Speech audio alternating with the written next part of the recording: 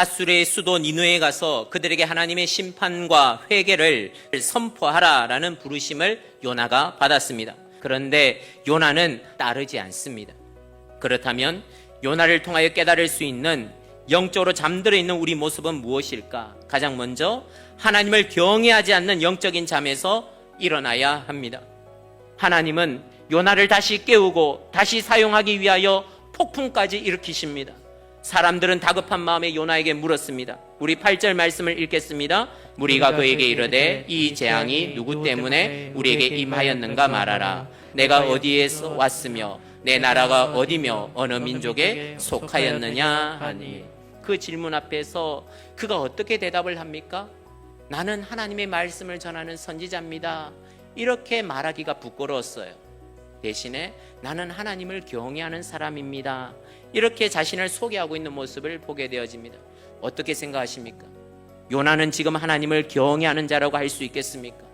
요나는 하나님을 믿노라 하면서도 여전히 내 뜻과 내 생각이 우선되는 삶을 살아가는 오늘날의 그리스도인들, 바로 우리를 비추는 거울과 같습니다.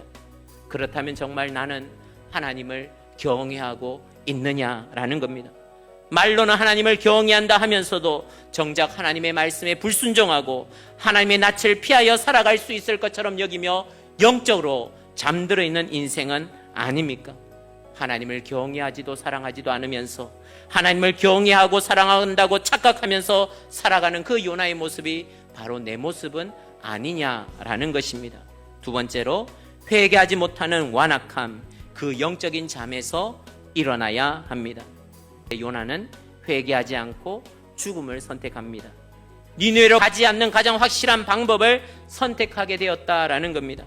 자신의 죄를 인정하지 않는 완악한 마음이 요나에게 있었다라는 겁니다. 그가 진정 하나님을 경외하는 사람이라면 마땅히 그 다음은 내 죄를 회개하며 하나님께로 돌이키는 것이 올바른 것 아닙니까? 사랑하는 성도 여러분, 하나님의 말씀을 순종하기가 죽기까지 싫었던 그 요나의 모습, 자신의 죄를 인정하지 않는 그 요나의 모습이 여러분 우리를 비추는 거울이지 않습니까? 요나는 결국 그 물고기 뱃속에서 사흘째 되던 날 그는 하나님 앞에 그제서야 회개케 되어집니다. 사랑하는 성도 여러분, 하나님께서는 오늘도 여전히 우리를 부르고 계시죠. 영적으로 잠들어 있는 우리를 깨우고 계신다라는 것입니다.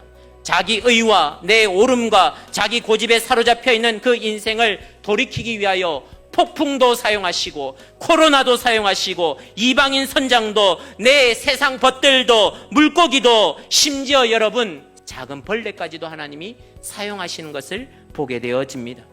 그럼에도 죄를 회개하지 않는 우리를 위하여 주님은 또 기다리시고 또 새로운 방법을 동원하시는 하나님, 오늘도 여전히 일하시는 하나님이신 줄 믿습니다. 우리가 그분을 향하여 경외한다면 우리는 어떻게 해야 하겠습니까? 회개함으로 하나님을 경외하는 삶으로 나아가는 요나가 되시기를 주님의 이름으로 축원합니다.